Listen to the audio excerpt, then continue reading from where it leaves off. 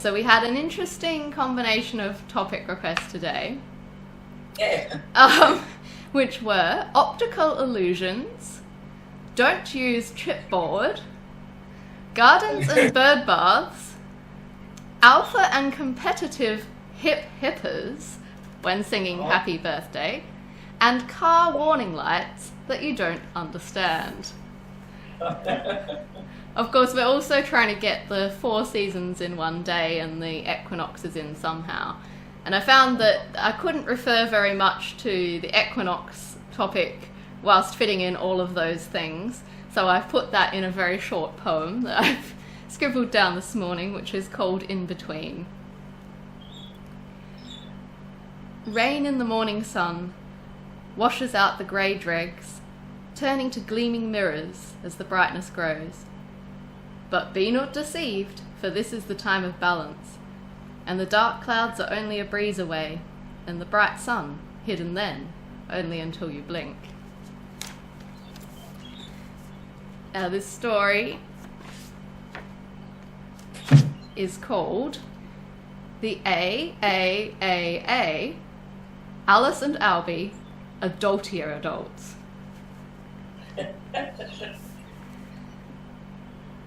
Alice sometimes imagined that she was more like a drifting spirit than a person. Weird things went wrong in her life, and then weird things went right. But she never felt that she'd caused any of them, or was really in control. Sometimes she felt she could hear Nan's voice. Don't be adrift, Alice.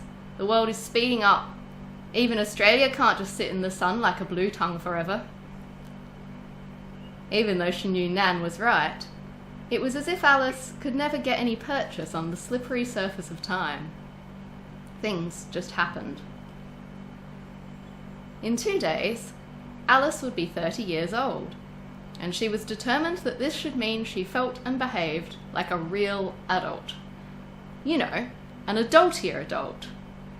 An adult you could rush up to and ask for help in an emergency, and they'd know what to do.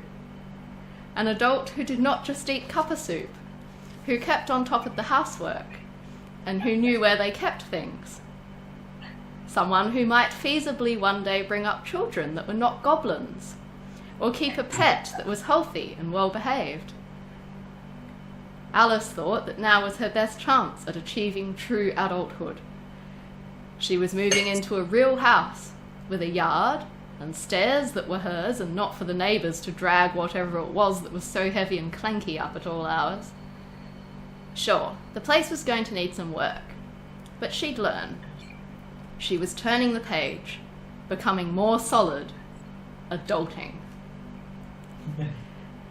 It was very important to Alice to be fully moved into the house for her birthday party.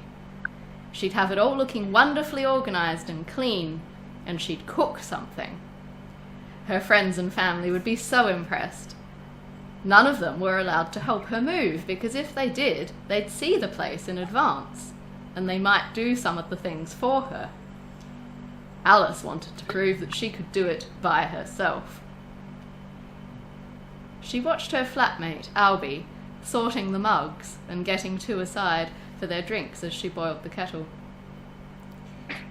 Albie probably didn't count as help. He'd recently finished his PhD and thus had no common sense whatsoever. Living in a small flat above the chip shop with a flatmate, after 4 years doing philosophy and history with some of the brightest in his field at Harvard, didn't seem to bother Albie at all. He didn't care much where he was, as long as he was able to daydream, Alice reflected, as he passed her her favourite mug.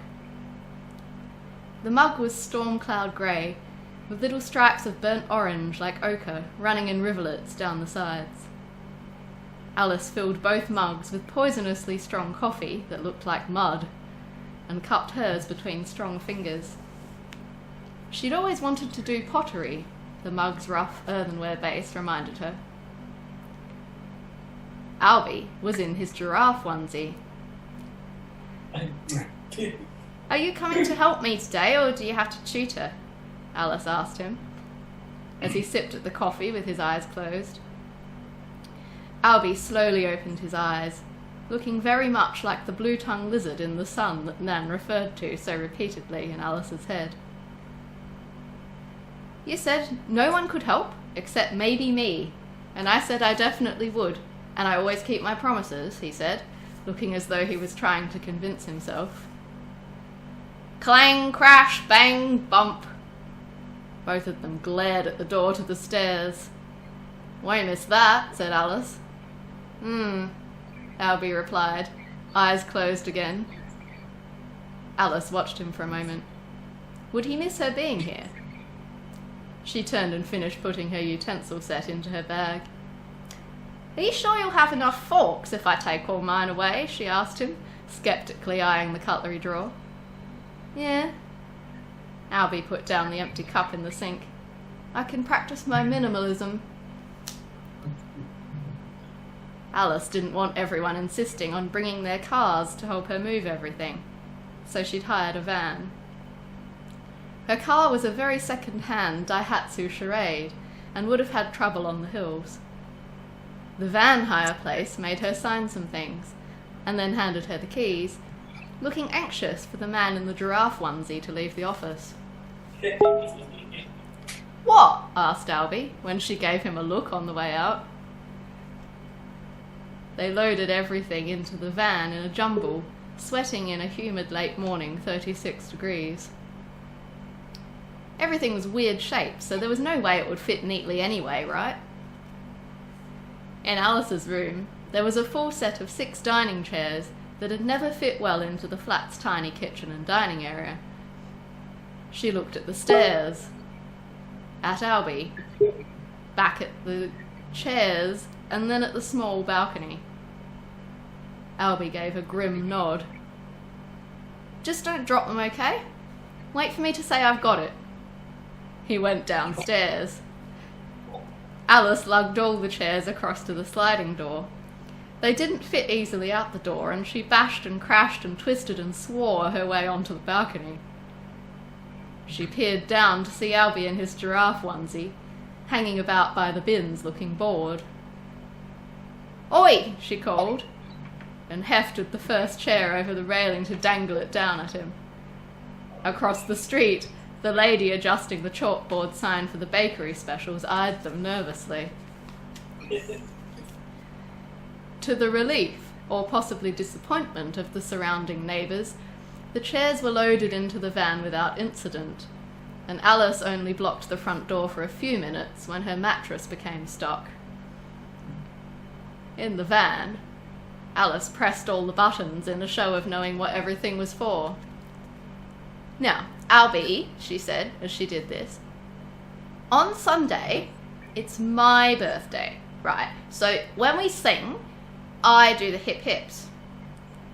Albie snorted. "Not this again. I'm the official hip hipper. I do everyone's. You can do them too if you want, but I won't promise not to do them." Alice put the van into first gear and tentatively accelerated. It stalled. "No, Albie, you do that with your old Melbourne friends. My family will think it's weird you doing them." She knew she was being absurd. No one else cared who said hip hip. She was just an alpha hip hipper. She couldn't possibly let Albie challenge her. At his friend Jen's birthday, she'd backed down after the first round, and it still bothered her. Not to mention, Jen had a house in the country with pets and could change her own tyres and dissect people's dogs and give animals injections without screaming or going to get an Adultier adult. The least Alice should be able to do in front of her was dominate over Albie at hip-hipping. She successfully got the van trundling up the road and felt secretly very accomplished and very concerned about the roundabout at the corner. The perspective on the road was weird from this height. Somehow, the van fit around the roundabout, and Alice proceeded up the hill towards her new, slightly removed abode. Albie had gone quiet on the subject of the hip-hipping, and she could tell he was planning to do it anyway. She'd have to stare him down. She glanced at the dash to check her speed. Albie?" Albie turned from gazing out the window. There's a light on. Albie twisted in his seat to try to see. Which one? Alice screwed her face up, trying hard not to say, "I don't know," in a panicky voice. It looks sort of like a big storm. Maybe it means there's high pressure outside or something weird like that. On cue, a couple of big fat raindrops plonked onto the windscreen. Oh, maybe I'm right. She carried on up the hill. It wasn't the overheating or the petrol or the oil, so it couldn't be anything too serious, right? She slowed down to cautiously navigate a bend. Alice, there's a different one on now, Albie observed, not seeming especially bothered. What? Alice flicked her eyes to the dash. What's that? Spanish? ESP stands for Spanish, right? Don't touch anything. I don't want to accidentally change the language. The van seemed to survive the rest of the journey without any major failures or smelling of burning, and all the tyres looked okay. So Alice supposed it was probably something silly that the driver didn't really need to know that badly. Albie went around to the back to open the rear door. Oh, right, he said, in a voice that made Alice frown. Is this a diesel? Alice shrugged exasperatedly. I don't know, they didn't say anything at the place. Albie poked the exhaust pipe, which looked like a blackened drain, with the toe of his sneaker. Pretty sure the storm one was telling us this van is making a crap ton of fumes, he said. Alice felt guilty, but they were here now. Oh, I guess I'll just have to tell the hire place when we take it back, she said. She didn't want to tell the hire place. That would make her the complaining customer sort of adulty adult. Who liked those? But it was the right thing to do, Albie said. And he would know. He'd written an ethics thesis, right? Albie said it wasn't that kind of ethics, but Alice tried not to think about it.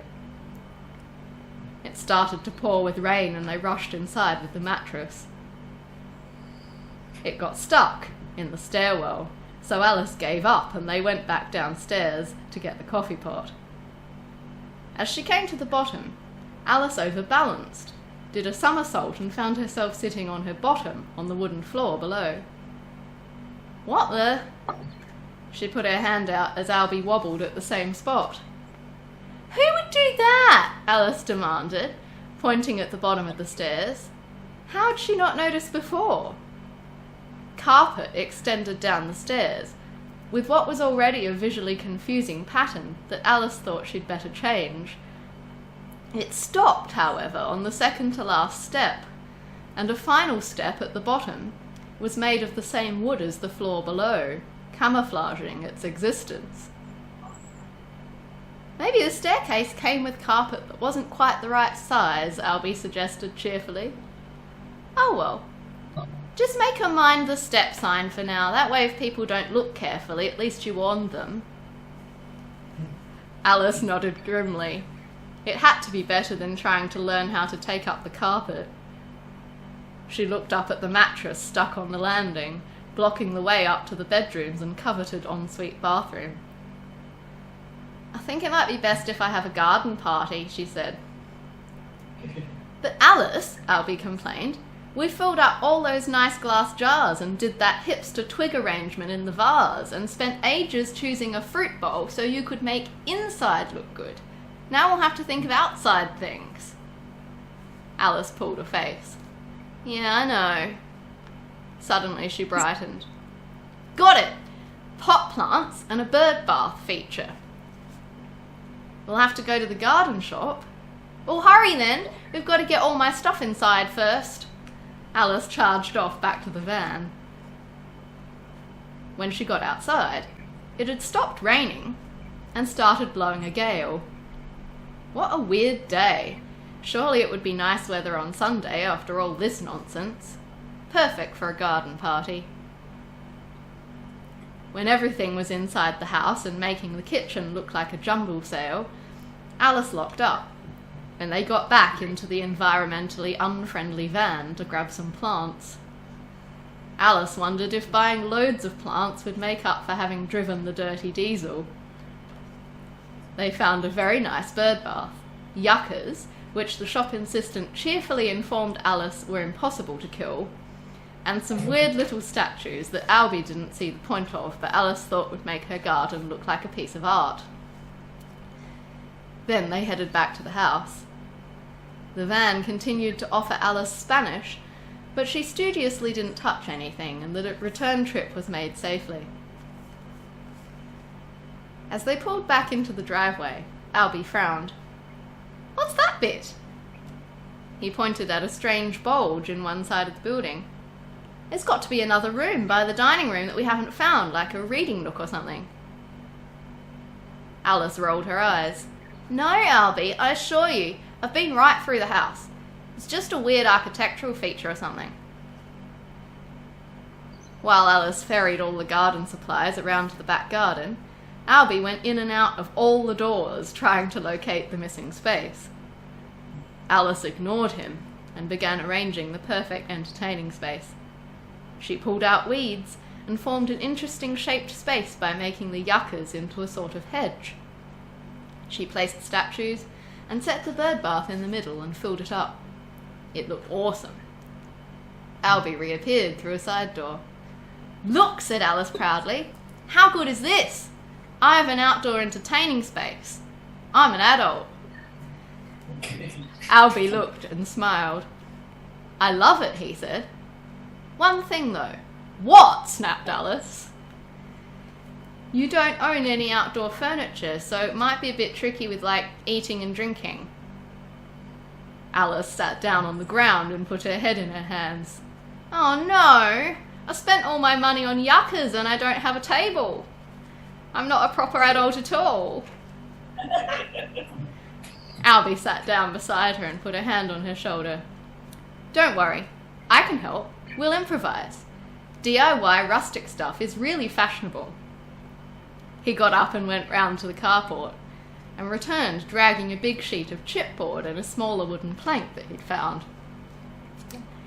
"You're not going to try to build anything with a hammer, are you?" Alice fretted, thinking of the back-to-front IKEA shelf she'd hidden behind a curtain inside. "No," said Albie triumphantly. "Keep it simple. There's a big pile of bricks left under the carport as well. Help me bring them, and we'll build some kind of legs for this to sit on." They made several uncemented brick pylons, and plonked the wood on top to form a rustic trestle table and bench seat. "See?" said Albie. "Looks all right." "Yeah," said Alice. "We built something." Albie high-fived her. "Go get your stick vase." They located some candles in one of Alice's boxes, and in no time had a very rustic but acceptable outdoor entertaining area. Alice beamed with pride. "I guess we better get the van back now," she said. "Inside can stay a bit messy, since we'll be out here anyway. I can sort the kitchen tomorrow." Albie came in with her to the van hire place and prompted her to mention the warning light. And even that didn't seem too hard, knowing she was going to entertain like a real adult on Sunday. The giraffe onesie might have influenced how seriously the staff took them both, but at least they'd reported it. Saturday dawned, hot and windy after a drizzly Melbourne evening that did nothing much to change the temperature. Alice set off to the house with a few pots and pans in her Daihatsu charade, creaking and rattling up the hill with a smile on her face. When she pulled up, she discovered that her mirror, which Albie had helpfully laid under the carport yesterday, had not been as safe from the rain as expected. The property must be on more of an incline than she'd realised. Oh well, it would dry. It wasn't real glass, just some reflective plastic glued onto a chipboard back, because no wardrobe she'd owned had ever had a full-length mirror in it. She picked it up and leaned it on the wall, and went inside to put things in the right rooms and practice using the stove. She even managed to wriggle the stuck mattress sideways, and thus take things up to her room. It was as she was plugging in the kettle and gathering up the cardboard boxes that she heard the first clap of thunder. She ran to the window, just as a huge gust of wind knocked over one of her yucca pots. The storm would clear by tomorrow, surely. It was March, barely out of summer. But in the morning, Alice woke to find a dark sky and wind once more. Albie found her staring miserably out of the flat's window. "Never mind," he told her, giving her one of those awkward back pats people do when they aren't sure if you hug or not. "Inside is okay. I'll come with you now and help dress it up a bit." When they pulled into the driveway, Albie's eyes widened. "Wow! That extra space is gone!" He got out of the car and walked up and down the side of the house. Then he spotted the mirror propped up against the wall. "Did you move this?" "Yeah, obviously. It was in a puddle." Alice wasn't in a very good mood. "It must have been the light." Albie was delighted. "From the mirror, when it was on the ground, it made me see a whole extra bit of building that wasn't there." Then he looked in the mirror. "Ha! Alice! Look at this! I think the chipboard on the back has bent a little in the wet." Alice went over.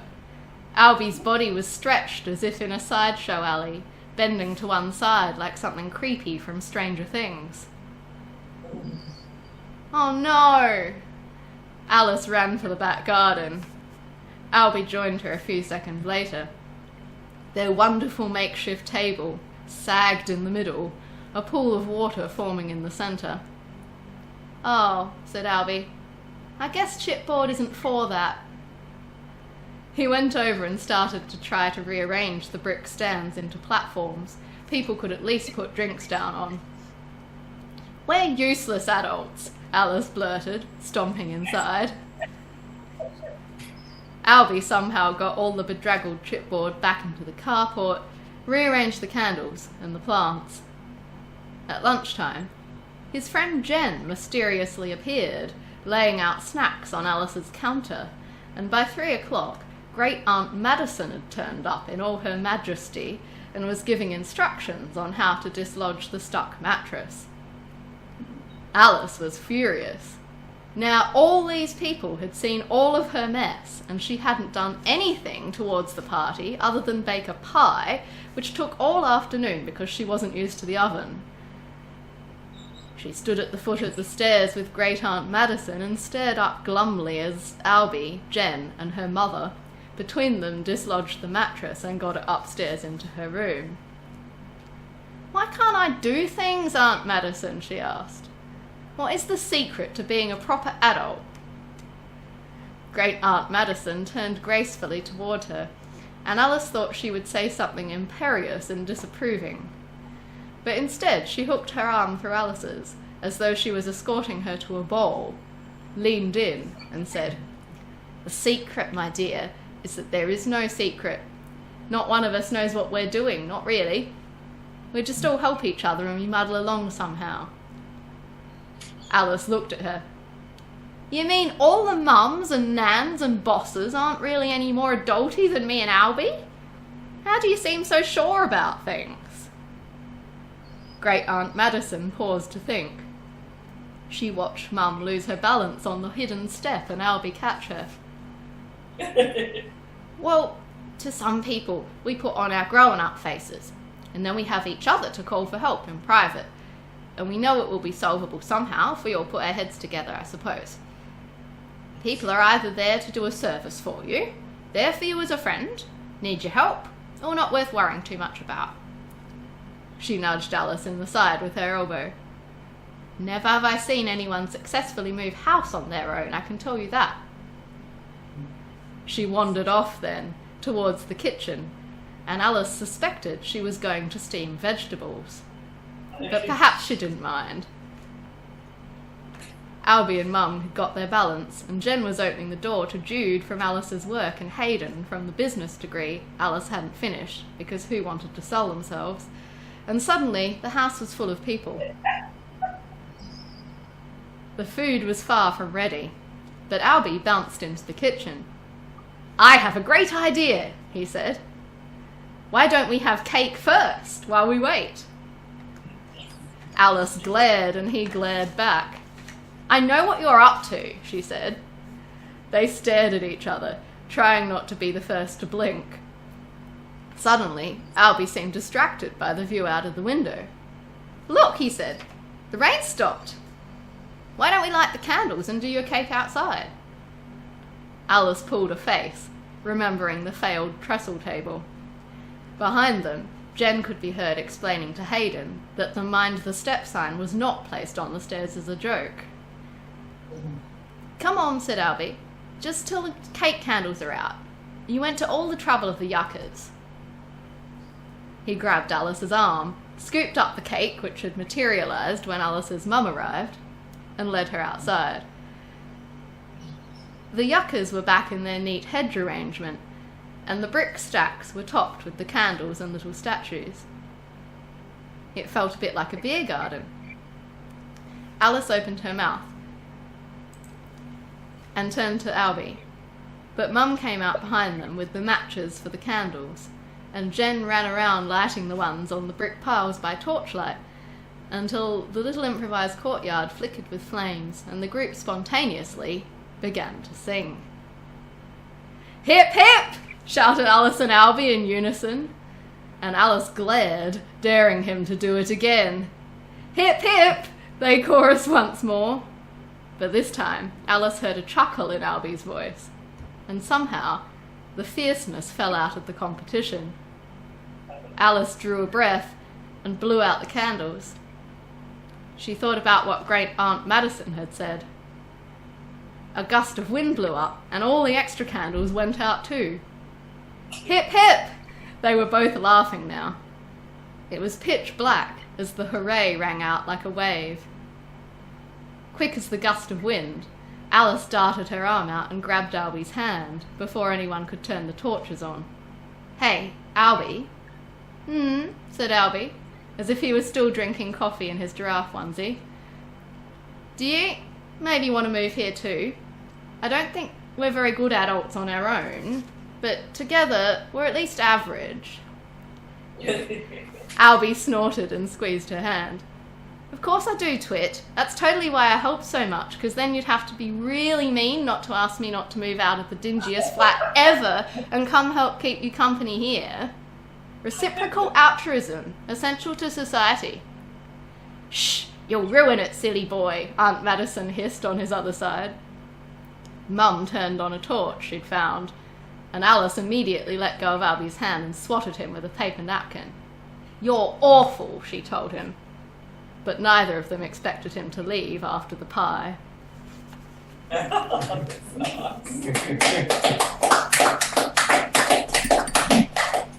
Very good. Does anybody know what the car warning lights actually were? No, I haven't got a car that's sophisticated. Mark had been the only one. Do you know? Do you know what The those ESP one? The ESP, actually, I've seen it, but I cannot think what it is. It's apparently some cars, when they first had like ABS braking, it's kind of similar thing but for stability when you're turning corners, and it's meant to like automatically change. Every manufacturer has their own letters for it. Yeah. Everybody There's always the E in it, but they all have something else. All right. or Electronic. Stability, Oh, and yes, but Yeah. every manufacturer.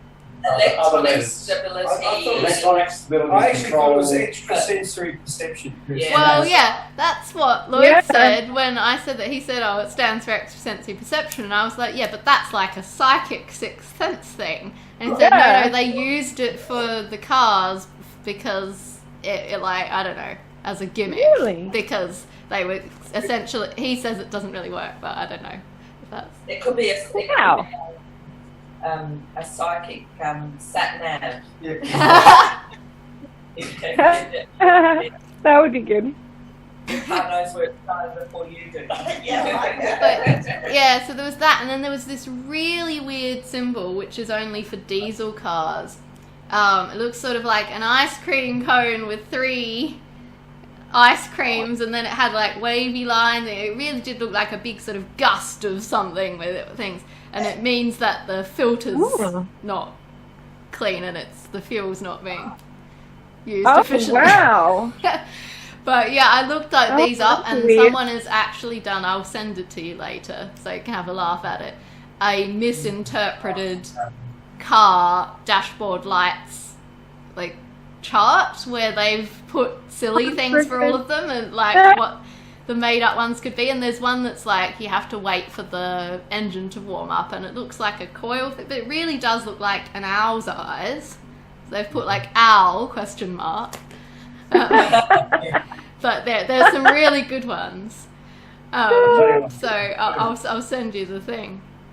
There's an alternator warning light supposed to come on if your alternator fails. But I know what actually does happen when your alternator fails. Every light comes on. Oh, Oh no. okay. Because when the alternator doesn't work, nothing works. Oh dear. Oh no. That's terrible. She's all like that there. It's like a... Yeah, I remember the alternator Bet died it's and lit. every light come up. Go on. Actually, the car still works. Yeah. Yeah. Did anybody recognize Albie? In the giraffe onesies. Oh. No. Albie's from a previous story. Oh. It was Albie and Jen are characters from the last time we had one of these gatherings. They were in the Solstice story, and at the end Albie had gone to America to do his PhD. That's right. And he called from his tiny share house and had done all his traditions and stuff. So Yeah. we're carrying on with him as a character who keeps his word, kind of. Very impressive. I thought it would be fun to have somebody who carried over. Yeah. Oh, that's good. I thought Yeah. you meant somebody we know, and I'm trying to wrap Someone my we brain know. Oh, right, no. never turned I up. don't usually do that without permission. Alright, we're under a minute to go, so I'm going to close this one and pop the recording off, but we can have a bit Okay. more of a chat. Thank you very much. And that's Thank okay. you for Thanks for letting joining me- us, Em. Join in. Hope you get better, Em. Bye-bye. She needs more It was really good. Not anything. Ah. It's not enough. Happy birthday, dear Storytime. Happy birthday to you. Hip